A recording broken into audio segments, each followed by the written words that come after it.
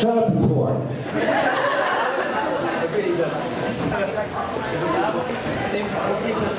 I'll say when.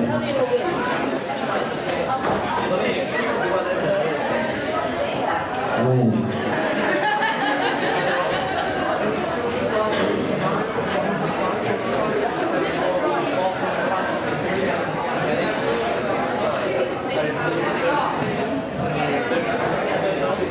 Actually, it tastes like the devil's name.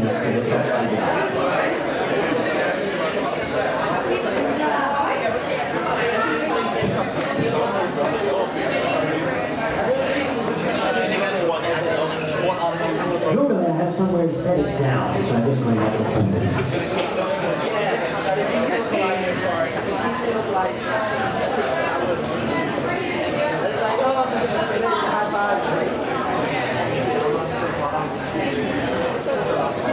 How many people here have ever had aspirations, even for a moment, of running your own convention?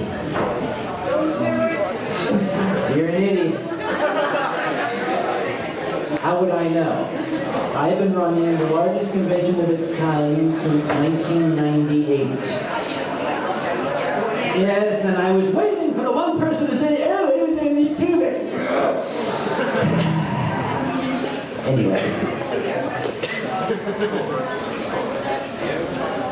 It really is difficult to grasp exactly what goes into making an event like this come off smoothly.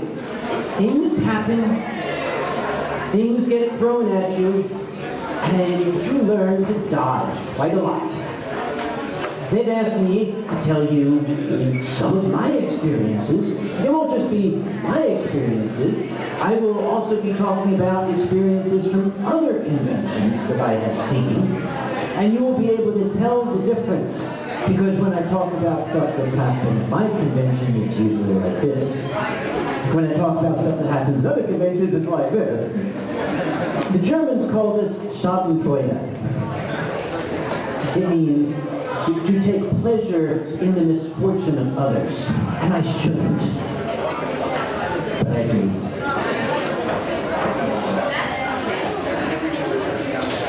Things happen. Things go wrong. I happen to know of a convention, for example, where none of the A-list guests of honor even showed up. And they were only left with this drunken old tosser from the U.S. But these things happen, as I said. I was talking with some folk earlier and asking if they could help jostle my memory, and I was writing things down. And I'm really sorry I did, because as I mentioned to them, most of the things I will talk about are things I've been trying to forget. So we can start with stuff that's happened well ago. I've mentioned Eurofurnace in my story earlier today, the European Furry Convention. They are now a hotel-based, convention center-based convention, but they started out in youth hostels out in the countryside.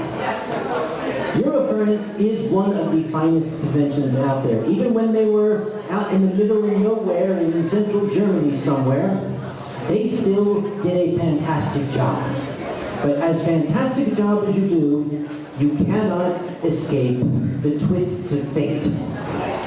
They were at a wonderful place that was way out. I mean, they drove me out along this little road that wasn't even a road. And brought me out there in the middle of the woods. It's a furry convention, of course. As an example over there, you can see that is a furry kennel. There was a big sign outside the entrance to this little youth hostel where the convention is being held that said, "Do not wear costumes into the woods. It is hunting season."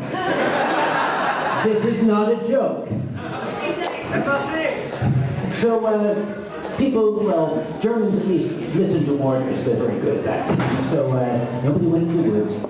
And I was just wandering around, watching the things go on and saying, boy, these guys do a good job. And at one point, I heard a commotion. And I saw a security guy running. Now, it is a convention chairman's instinct. Whether it's your convention or not, if you see a security guy running, you get upset and start running after him. I usually wear a badge that says, "Not my fault, not my problem, not my con," to remind myself. But in this case, I saw the security guy running and instantly hopped in. I went after him. And I said, "What's wrong? Was ist los?" And he turned around and he said, "Kaus." Kaus. My German is still kind of dodgy. Kaus. Kaus Kinski? What? He said, "No, Kaus, woo, woo, woo, woo." And I said, "What do you mean?" And we ran outside, and there were cows everywhere. With people dressed like this, desperately trying to herd them. Apparently, someone had seen a gate that looked very inviting, so they thought it would be fun to open it, and then they wandered off somewhere, not realizing the gate led to the neighboring farmer's pasture. The cows were not only outside the youth hostel, they were inside the youth hostel. One of them had gotten into the kitchen and was grazing on the salad. And I watched all this happen. I watched these folks frantically trying to drive the cows back in. And I said to somebody, "Where's the chairman right now?" He said, "I think he's in this room crying." So I went and I knocked on his door. And the door was slightly ajar, and he opened it. He was doing the chairman fingers. Somebody yesterday saw what the chairman fingers are. These two are the chairman fingers. Everybody has them in a different location. At AFRICON, for example, my chairman fingers go right here. Yep. In Eurofurnace, they're slightly lower, right across the eyes. The Chicago Furry Convention, his are like this. The New York Furry Convention, his look like this. And I went in, and he raised his head, and I said, Schadenfreude, as I mentioned. However, it can turn around to bite you. Because when you run the largest convention, you tend to have the largest problems. We have a beautiful convention center in the city of Pittsburgh, in the U.S. And they have lovely works of art up there. One way to get into my nightmares is to dress like a convention center manager. And just from a distance, do this to me. Because the manager did that. And I went up, I said, "What's the problem?" He said, "We believe one of your people may have vandalized one of the pieces of artwork." And I said, "Nope. Did you see who did it?" He said, we didn't, but we think it was one of your people." And I said, "Well, that's a little unfair. I mean, you can't establish it was one of my people." He said, "Let me show you." And he took me to this wonderful big oil painting of a lady. At least previously had been a lady. I said, "Yeah, one of my people did that." $3,200 to fix that painting. That's about, what, 12 quid? Something like that? So I've been terrified to tell the head of the German Furry Convention because I know he'll come up to me and go, like that. No, he wouldn't. He's actually a very polite man. His name, and this is the greatest name anybody in the family can have. His name is actually Sven Take It Off. He didn't even make it up. His parents gave him that name. They must have hated him. Yes, Sven Take It Off. Now, I'm terrified to look at this list because every time I do, I'm going to shudder. When you're in charge of the convention, your sense of humor tends to go away. And the one thing you do not want to do is dick around with the convention chairman while the convention is going on. I'll give you an example. This very past year at Anticon, the guest of honor is a gentleman named Lee Tokar. He's one of the voice actors from the My Little Pony series. Lee's an absolutely wonderful man. He saw me doing the German fingers. And he came up and he said, let's go across the street. Let me buy you a drink. He said, no, come along. So we went across the street, and Lee, fine chap it is, he ordered a glass of wine for me, and we were sitting at this nice little cafe across the street. And he was asking me, how are things going? Can I help out? Can I make it easier for you? And I started to reach for my wine, and as I brought it to my lips, I heard a siren. And I watched as the fire brigade came in and started parking themselves in front of the hotel. I smiled at Lee and put the glass down and went across the street. I don't have a lot of memory of this, but there's plenty of people who saw it and who were able to fill in the gaps for me. Apparently, firefighters were going into the hotel with all their bunker gear and everything, and I was right behind them saying, who the hell set my hotel on fire? Was it you?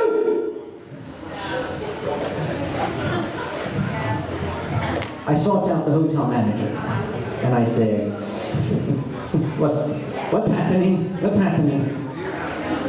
We do not allow the electronic cigarettes in the hotel for a number of reasons.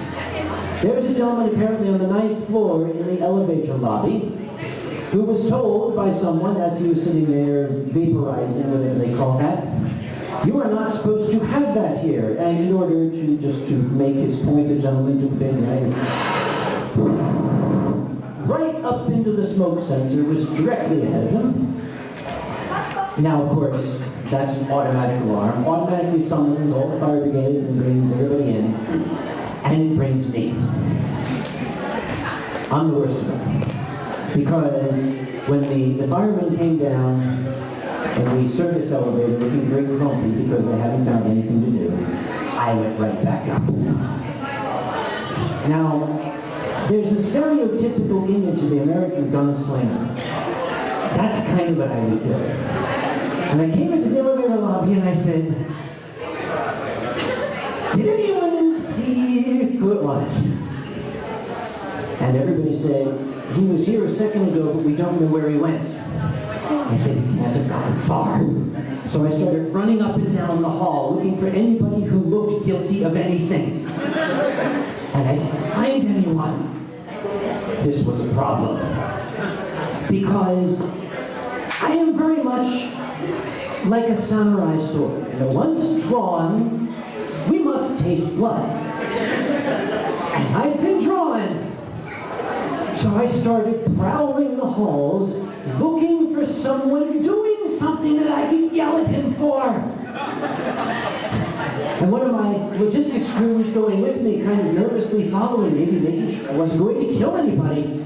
And I was going from door to door, like a wolf prowling. And I hear a loud party. No.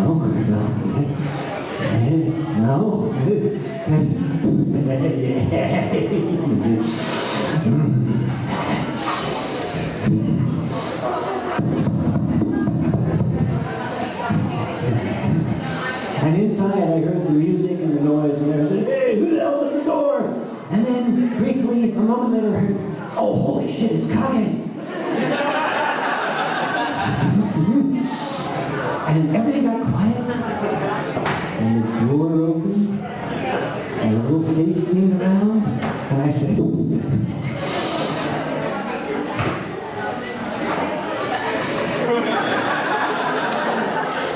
he said, no. And he closed the door. And the logistics guy said, "Are you okay?" And I said, "No, that wasn't enough. Let's go upstairs." Went up to the 12th floor, nothing like 12. Went up to the 14th floor, we're superstitious in my country, nothing there. Went up to the 15th floor. Here's someone who's put a nice sign on his hotel room door using duct tape, which causes dreadful damage to the door. The sword tasted of blood. It does happen. I'm not by nature a violent man. Except at African, when I am an extremely violent man. However, of all the conventions out there, the prize winner, the absolute #1 Oscar-winning performance is Midwest Fur Fest, the Chicago area convention. It's a very large convention, about 4,000 people now. I was on stage performing with a colleague who goes by the name of Tudor Rankin Griffin. And we were happily young idiots up there making people laugh. And it was a large ballroom. The doors were open, and through them I could see the parking lot, and I saw a lot of red lights out there. And I, at some point, said, "Somebody figure out what's going on out there?" And about 15 minutes later, we came to the end of the performance, and the first thing I did, see, I used to be in emergency services many years ago, for a long time. I went out the back, and the entire parking lot was just crammed full of armed response, police, fire units, ambulances. And I turned to two and I said, "I think something's going on." Just then, the fire alarm went off. I said, "I was right. My instincts are always right." So we went outside, and the entire hotel started emptying out. Now, at first it was fun. At first it was a joke, because some idiot was vaping under the smoke detector, right? And it was maybe 15 minutes later that we started to see a large number of people being carried out and loaded into ambulances. And I turned to two and I said, "This isn't funny anymore." What had happened was someone, and to this day we are not sure who it was, decided they were going to set off what amounts to a bomb in one of the hotel stairwells. It was a chemical bomb which produced a substantial amount of chlorine and chlorine oxide gas. This was very popular in the First World War among the lot. So, unfortunately, being in the fire stairwell, when the alarm went off, a lot of people went into the stairwell and were promptly gassed. And they had to be treated medically for that. And I went up to their chairman and I said, "No, I can't say it. But if that's the worst thing that can happen at a con, I'm just glad it happened to them." Now, there's a lot of theories as to who might have done this. I have my own personal theory. My own personal theory is it was some little 16-year-old pisshead who thought it would be funny. And when he figured out the recipe on the internet and put this thing together, it worked fine in his mother's garden. But he didn't realize it was going to put out this cloud of incredibly toxic, deadly gas. So indeed, that's going to be the worst of it. And that's the one I put at the top. And it's got all sorts of stars next to it. But see, that's not the funny one. You should tell ones that are a little more entertaining, because they happen to find I wasn't at. You might have heard of San Diego Comic-Con. It's the biggest gathering of geeks and nerds in the entire world. It happens in San Diego. There is a gentleman who is known in the comic book fandom, as well as the furry fandom, a man named Scott Shaw.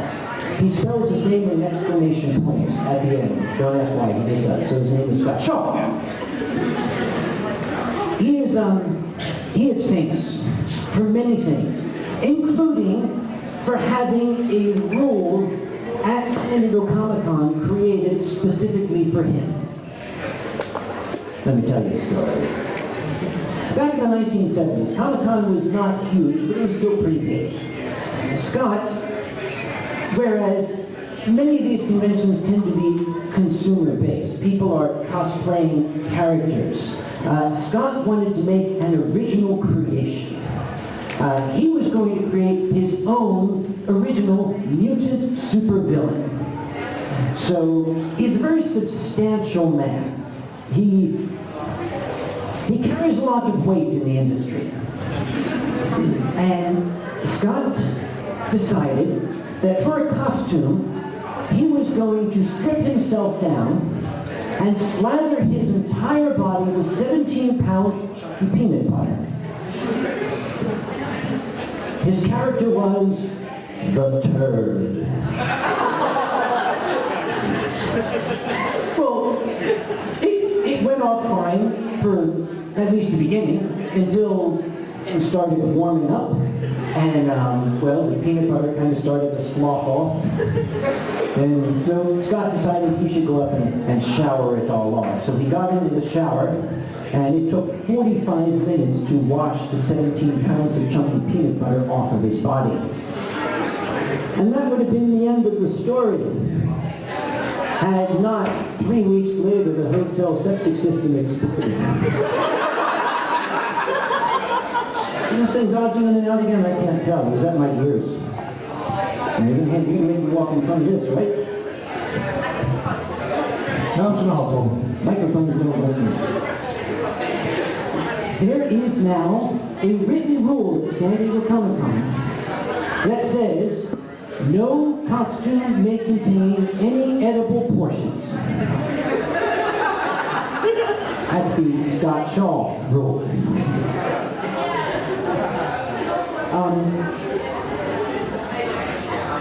Of course, if you had the idea, it's already been done. Please don't do it. The septic system will not like you.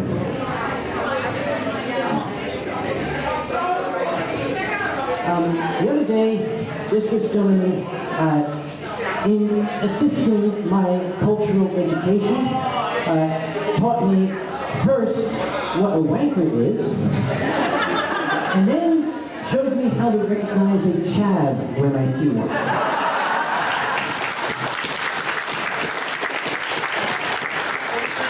I feel quite educated now. You guys have wankers and Chads. In Germany, they still have to deal with skinheads. And the ones in Germany, they're kind of the originals. A couple of years ago, this was in Magdeburg, there was a nearby, I guess, shopping center where a bunch of these fellows had gathered. Now, they still look very much the way they did in 1938, these guys. So their thing that day was they were very angry that there were so many foreigners about, and they were standing around shouting at anybody with a foreign accent, like this. Now, quite surprisingly, it being 3 in the afternoon, I was already about 4 bottles down. And some friends took me out. I don't even remember where the heck we were going. And we happened to go by these guys, and I was talking to my friends, and one of them heard me, and he started shouting at me from across the street. He shouted, "What are you doing here? This is our country! Get out! This is our country! Our country!" And I said, "That's because we gave it back to you."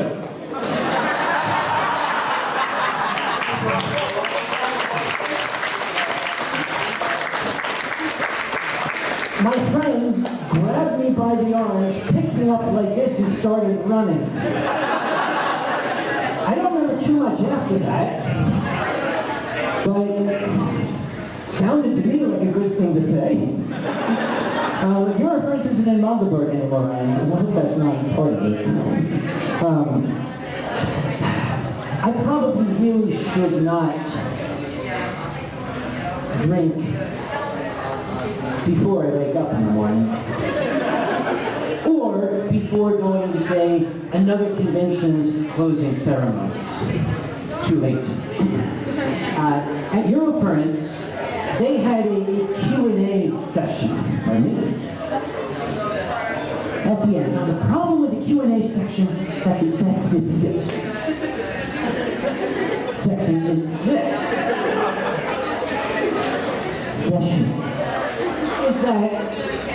you get some questions, you get some comments, you get some suggestions, but for the most part, you get the freaking whiners. I've had to deal with them at my convention. Like the guy who came up and said at the end, I just want to have you know I tripped and fell up the stairs. Did you now? It's quite a feat. Most people tend to fall down them. Congratulations. Do you have a recommendation for me? He said, those stairs should be redesigned.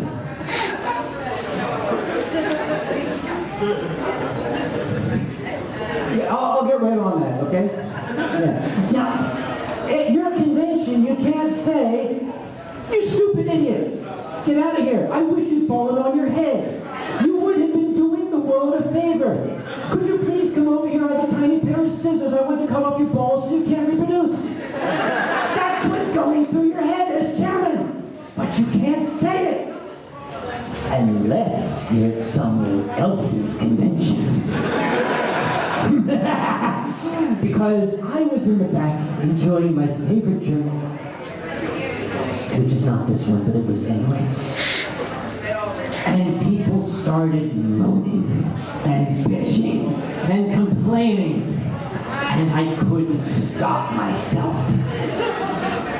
This was Magdeburg, which is the former Eastern Germany. There was a guy got up. He had a Central European accent. I couldn't place it. One of the Slavic nations. And he was quite put out. He was saying that the hotel was robbing people. He said, the hotel is robbing people. The breakfast, they charge me 15 euros for breakfast.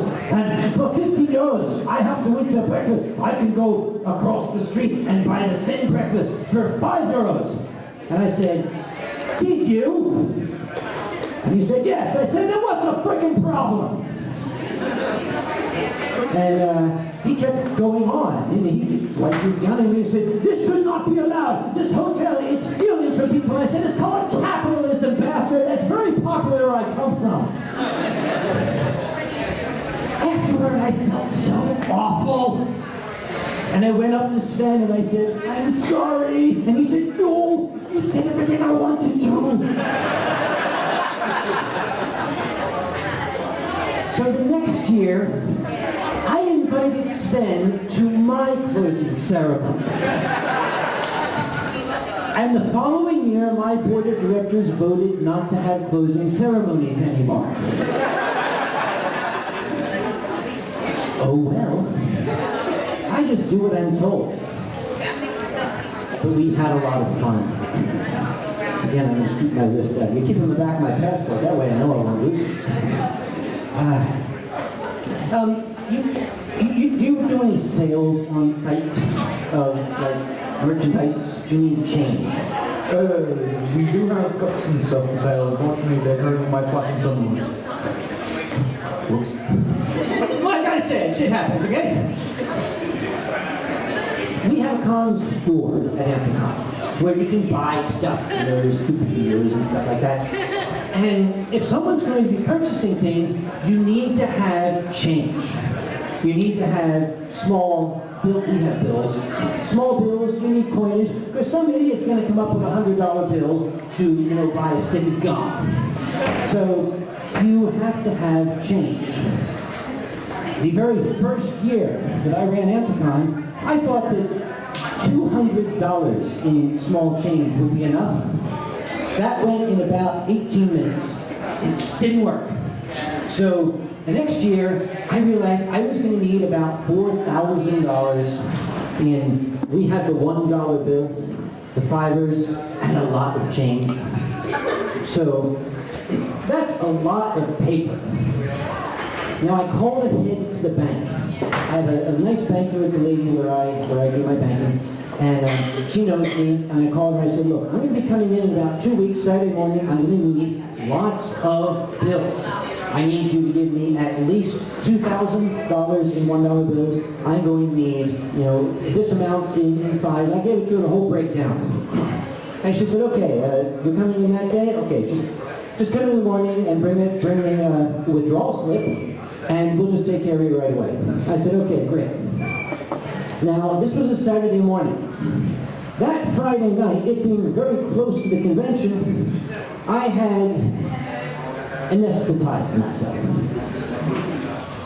So by Saturday morning, I really wasn't looking in top condition. Somewhat hollow-eyed, big gray bags under them, slack-jawed. Kind of like that.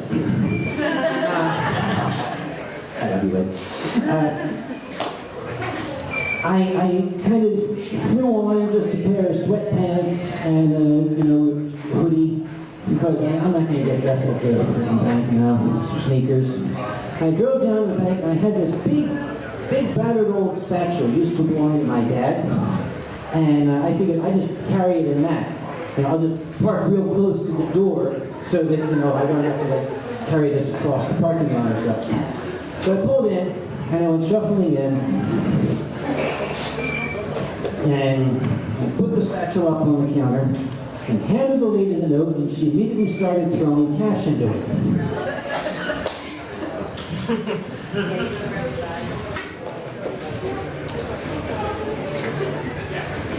I looked outside, and a bunch of police cars were pulling into the bank. They must do their banking here too. And I said, I'm going to tell her, what's going on out there? And she looked down and she said, oh my God, don't move. I said, okay. I don't think I can move right now to put 20,000 volts through me. I'm starting to get the idea. And we both looked over at the other teller, who looked a little guilty.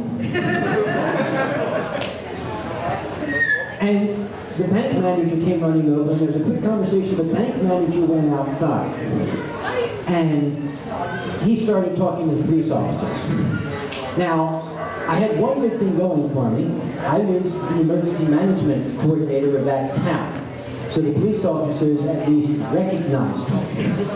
And I was standing there, and I looked through the glass doors, and I saw the bank manager frantically talking to them, and I watched the police do this.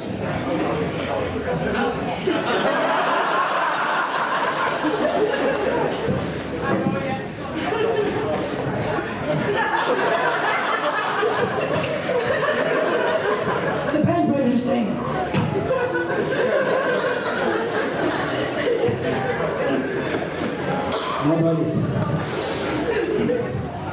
so I learned that if I'm going to get changed, we go into the nice little room in the back. And I put on my best clothes. And I'm going to wear that new hat that I bought this time. That nice top. I bought one of these. Great. And I should look extremely posh and puffy-nosed and everything. And nobody will call the cops on me. Yeah.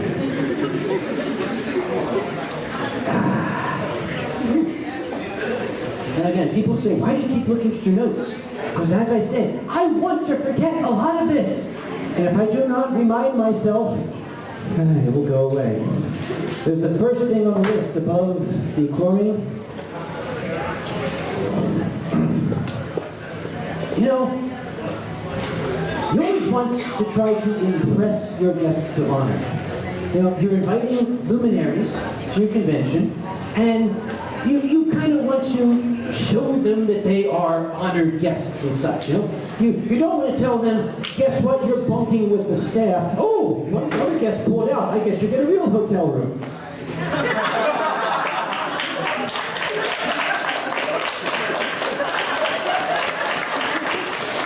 I love the fact that I sat here as an intention to go, I have a private booth, tell me stories, and I'm being heckled. I've not even said anything yet.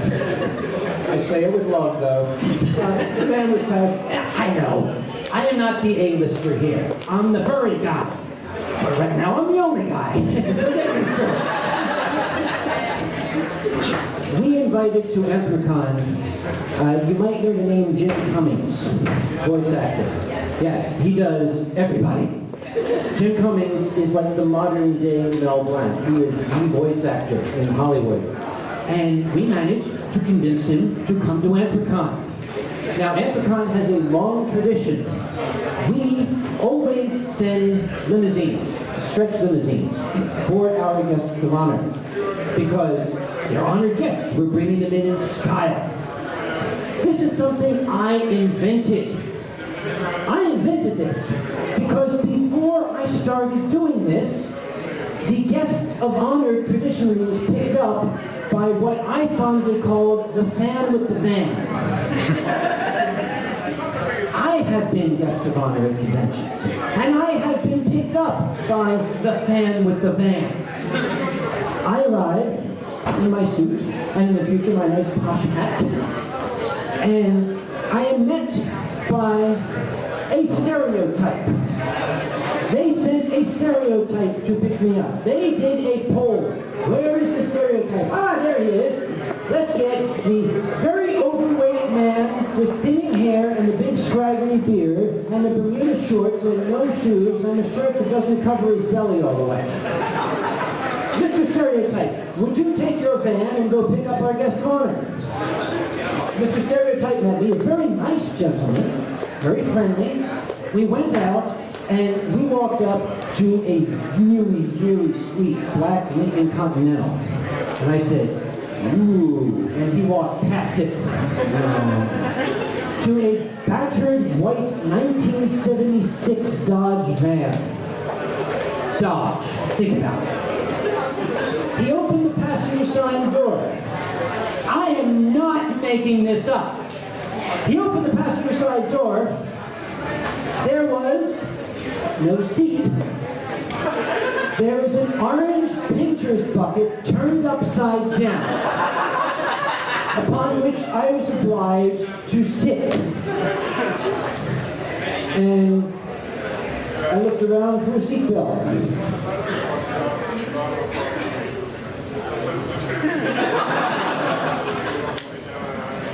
After that experience, I am going to send a proper limousine for my guests. It doesn't cost that much, at least in my country, and that over here. So we sent the limousine. It was Mr. Tokar, who I mentioned earlier. He got the first ride in. They treated him royally because the limousine has a little bar in the back. Oh, by the way, if your guest of honor is Irish, don't pay for the bar in the back. I did. Diane Duane was my guest 1 year. She's from Ireland. That was the only year. The only year. And I swear, after the closing ceremonies Sunday evening, I went down to my bar in my hotel, and I said, give me some wine, and they said, we're out. I said, what the hell? And they said, there was an Irish lady here. Ah, shit.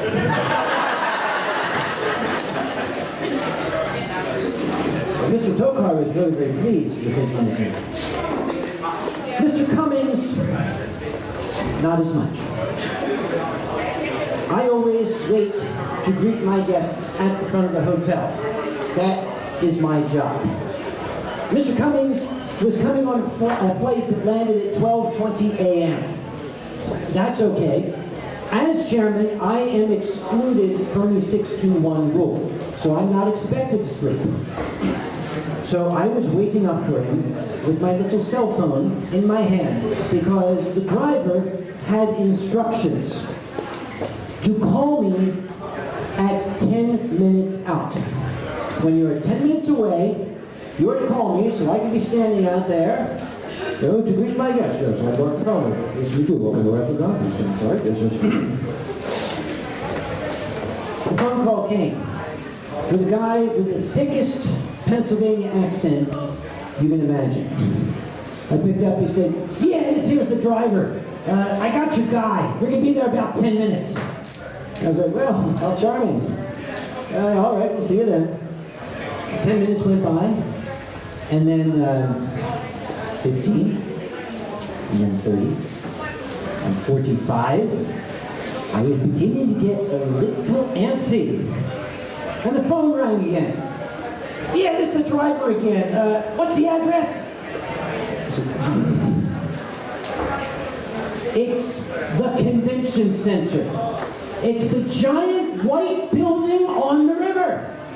Keep driving until the front tires are wet. You'll find it.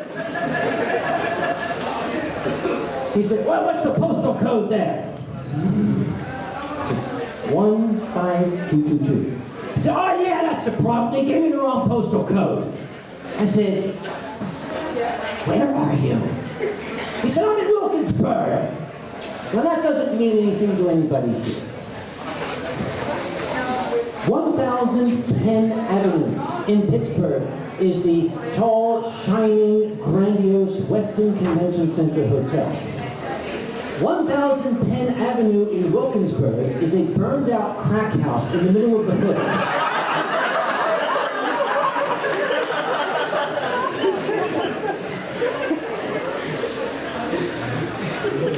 And if you don't believe me, go to Google Earth.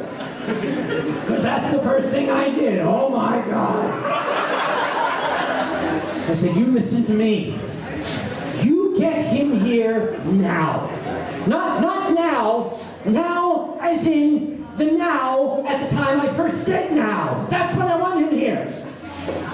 And I hung up. Nearly an hour later, oh God, it was late.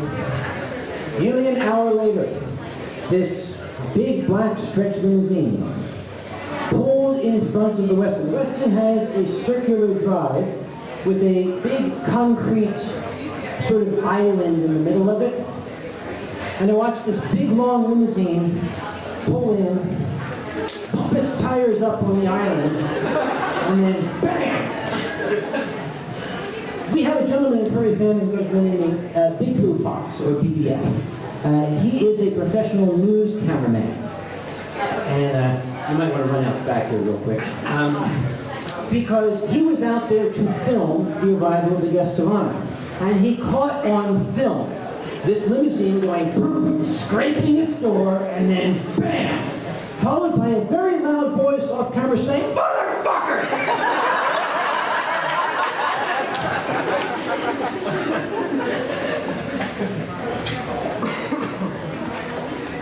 Do you see what happened? How long does the pain go away?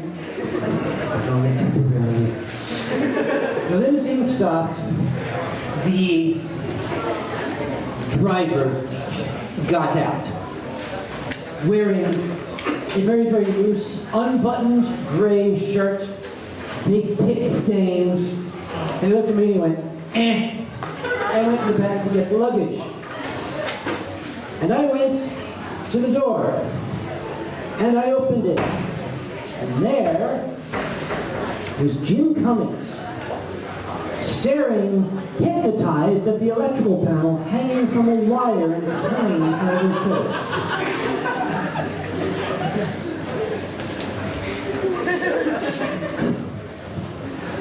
Mr. Cummings, I'm Dr. Conway, your host. Welcome to Web God. I'm so sorry! Oh my God, I'm sorry! Mr. Cummings got out of the car. I'd like to go to my room. Let me read yours. And he said, I can find it. I'm sorry. Oh, God. The next morning, he was very gracious. Very, very sweet man. The next day, he told me his portion of the story. And filled it in for me. He got in late, and when he got in the back of the limousine, he dozed off because he's very tired. That's after midnight. He woke up to find the limousine parked under an iron bridge. And the driver looking around saying, "This ain't the Westin, they ain't fooling me." And Jim leaned through the window and said, "What gave it away?" "Maybe it's hiding behind the wino over there." That's when the driver called me.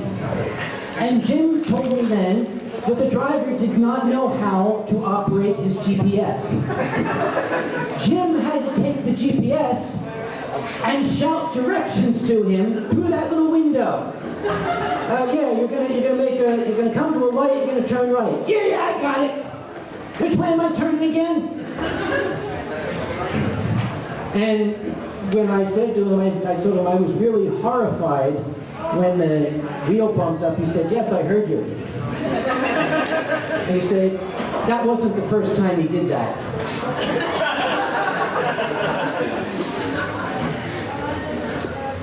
Jim was great, wonderful guest. But I don't think he forgot, or ever will forget, because on Sunday when it was time for him to go, I said, there's a car coming to pick you up. He said, get me a taxi. Yes, sir, taxi on its way. So I called to cancel the limousine. Now, the limousine company said, oh, well, if you cancel at this late date, we're going to have to charge you. I said, BBF, email me that video. I'm going to send you a video before you charge me. They didn't charge me.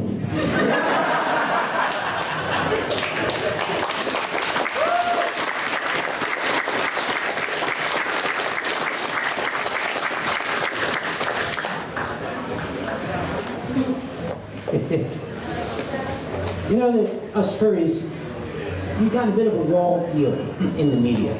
Part of the reason is we are a fandom of creators. We're not cosplaying a character. We are not taking a creation and expounding on it. We are making original creations. And of course, people don't understand this. You guys can point to the anime series and say, this is what it is. So people say, what's furries about? I say, well, I'll point to the internet. No, don't look at that. Oh dear. I mean, you guys have your other stuff, right? We got ours too. But that's all they ever see. So, we're very, very nervous when the media come around. Now, I have cultivated very, very close relations with the city of Pittsburgh and with their media. This is the importance of public relations. There was one of the local news cameramen wanted to do an interview with our guest of honor that year. Actually, I think it was Scott Shaw. He wanted to interview our guest of honor, and he thought it would be nice to get some of our customers, our fursuiters, to line up behind, and that would be a nice backdrop. And isn't that amazing? Yes. Interviewer, your luminary guest, and the fursuiters line, perfect shot. Now, I was standing behind the camera.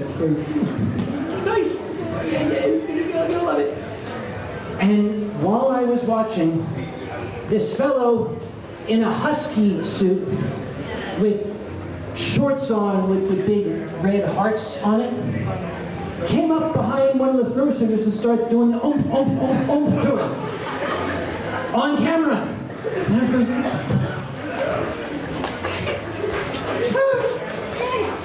now what am I going to do? I can't go on camera. So I kind of got down, tried to get behind the fursuiters. Got behind him. Hey you! Bam! Come here! Get her out of here! Oh God, we're dead. That's it. That is the end of Africon in Pittsburgh. This is going to sink us. This is going to validate all of the misconceptions people have. What am I going to do? That evening, as the 6 o'clock news was progressing, we were up in my room. I was up there with the German contingent. They were trying to wrestle the pistol out of my hand, and several of them were lined up against the window so I wouldn't jump. And I'm watching the news. Oh God, oh God. And here came the interview. And we see the interviewer, and we see the luminary guest, and we see the nice line of fursuiters, and we see the husky come in. And while the interview continued, the video cut to a panoramic view of our very substantial dealer's area.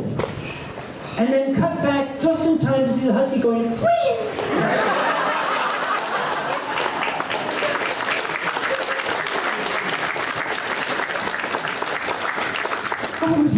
You ever feel a sense of relief that felt like your body's melting? And then they cut to some other things in the convention. They were saying wonderful things about us. They cut to an interview with me, and people say, oh, Uncle Kage is the face of furry fandom. You guys need a new face because this one's getting too wrinkled. And I was relieved, and I started watching my talking head, and Big Blue Fox was there. Now remember, BBF is a professional news cameraman himself. And he, strangely enough, for a German, loves American beer. He will guzzle American beer. And I said to him once, as a German, how is it you can claim to love American beer? He said, oh, I can drink 50 of them before I get drunk. Okay. Well, he had about 500 that night. And he's so cute, because when he gets a little tipply, his English gets a little tipply. And he was leaning towards the television, berating the cameraman for his lack of talent. He says, oh, look at this. This is terrible. That cameraman should be taken to get some more and shot. This is awful. The lighting is all off. Everything is gray. And he's completely ruined the framing. He's cut off your entire foreskin.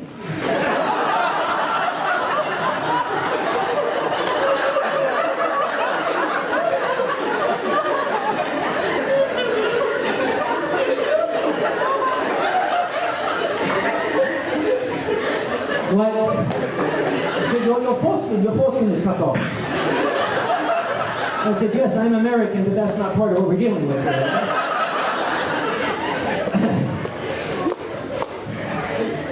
I've never let him forget that.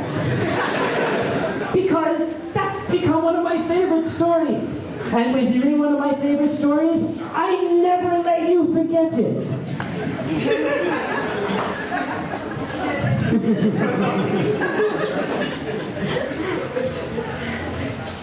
Oh, unless, of course, my memory becomes fogged. Happens at my age, doesn't it? Why's your hand shaking? Calm down. That's good. Yeah. All right, here's my list. Hello, just a quick intro to the panel. If you are part of the masquerade, general or proper one, everyone is meeting downstairs by the panel room. You go towards the panel room and you head straight towards the front door, the big room in there. Everyone's gathering there. If you do not be there by 2, you are not getting in. Who's running the masquerade?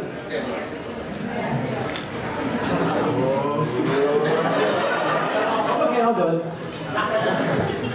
There's nothing else to do. I just realized there's a piece of broken glass on here. Did I do that? You me the first time. All right, quit screwing around. Give me my list. Or do I still have it? Oh, I still have it. Hey. There's the one on here that I crossed out because I really don't want to talk about it. Okay, maybe I should. But I'm almost out of time. All right, shut up.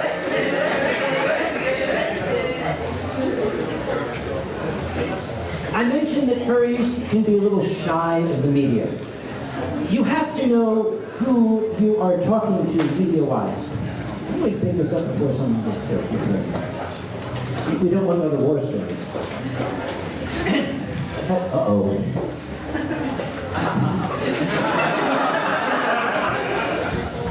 Ooh.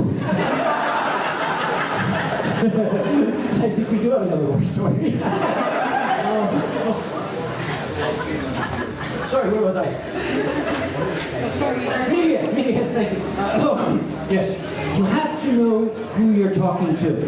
Local press, the local newspaper, the local television network, they tend to be safe. Comedy Central, The Man Show, you know, BBC, anything like that you can't trust. This guy showed up. A reporter who refused to identify who he was with. Showed up outside the hotel when we were still in Philadelphia at the Lake Adamsmark Hotel. Now furries, not being stupid, all ran inside. And this guy was prowling around outside like a dog with a treed cat, looking for someone. And we were literally peeking out the windows at him, hoping he would go away. And I was staring out the door, and over my shoulder I heard, "What's going on?" And I said, "There's a reporter out there," without turning to look.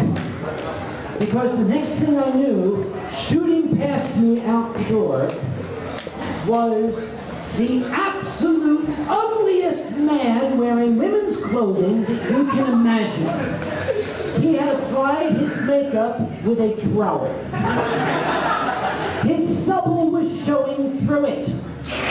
His lipstick would have made the Joker proud. His wig was barely being held on by what little hair he had left. And he went charging out a reporter into this. Now, I've told that story before.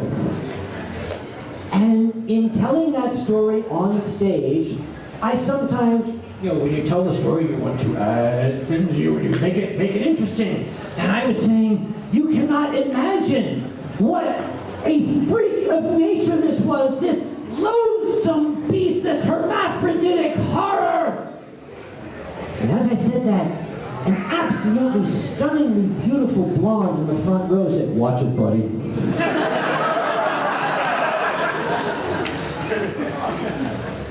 For the first time in my comedy career, I was speechless.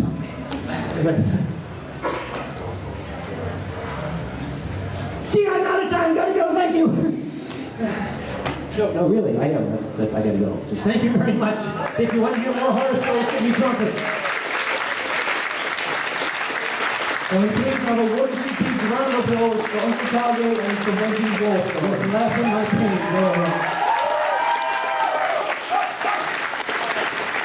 Now what? Now it's the cosplay masquerade competition, and here we're just going to set the stage up, and then that should be Yeah, okay. See all the wonderful, lovely costumes. Okay, so I just hang out, right? Yes. Got it, I can do that. Would you like some extra wine to help you hang around? Well, once I get through this draft, I've got a couple of bottles. Yeah, by the way,